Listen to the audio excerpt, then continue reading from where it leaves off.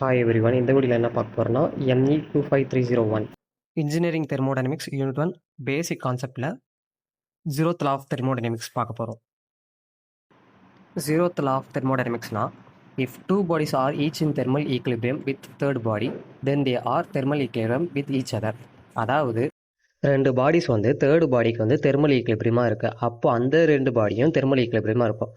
Thermal ஈக்லிபிரியம்னா temperature வந்து ஈக்குவலாக இருக்கும். இப்போ இந்த பிக்சரில் வந்து பியும் ஏவும் வந்து ஃப்ரெண்டுன்னு வச்சுக்கோங்க, சியும் ஏவும் ஃப்ரெண்டுன்னு வச்சுக்கோங்க. அப்போ பியும் சியும் ஃப்ரெண்டாக தான் இருக்கும்.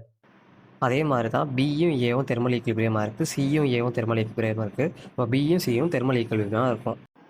இப்போ ஜீரோத் லா ஆஃப் தெர்மோடைனமிக்ஸ்னு உங்களுக்கு என்னென்னு தெரிஞ்சிருக்கும். இப்போ ஒரு சின்ன எக்ஸாம்பிள் பார்க்கலாம். இப்போ 3 கிளாஸில் ஹாட் வாட்டர் எடுத்துருக்கோம். அந்த ஹாட் வாட்டர் வந்து டிஃப்ரெண்ட் டெம்பரேச்சர்ஸில் இருக்குது. 60 டிகிரி, 40 டிகிரி, 50 டிகிரியில் இருக்குது. டெம்பரேச்சர் வந்து சேமாக இல்லை, டிஃப்ரெண்ட் டெம்பரேச்சர்ஸில் தான் இருக்குது. இப்போ பொதுவாக ஹீட் வந்து ஹையர் டெம்பரேச்சர் வந்து லோ டெம்பரேச்சருக்கு தான் ஃப்ளோ ஆகும். 3 கிளாஸை ரூம் டெம்பரேச்சரில் வச்சுட்டு கொஞ்ச நேரம் கழித்து பார்க்கும்போது தெர்மோமீட்டரில் செக் பண்ணும்போது 3 கிளாஸ்லையும் நம்மளுக்கு ஈக்குவல் டெம்பரேச்சர்ஸ் தான் நடந்திருக்கும். அங்கே வந்து ஹீட் ஃப்ளோ வந்து மாறி இருக்கும். அதனால் நம்மளுக்கு வந்து தெர்மல் ஈக்லிபிரியம் கிடச்சிருக்கும். இப்போ உங்களுக்கு ஜீரோத் லா ஆஃப் தெர்மோடைனமிக்ஸ்னு என்னென்னு தெரிஞ்சிருக்கும்.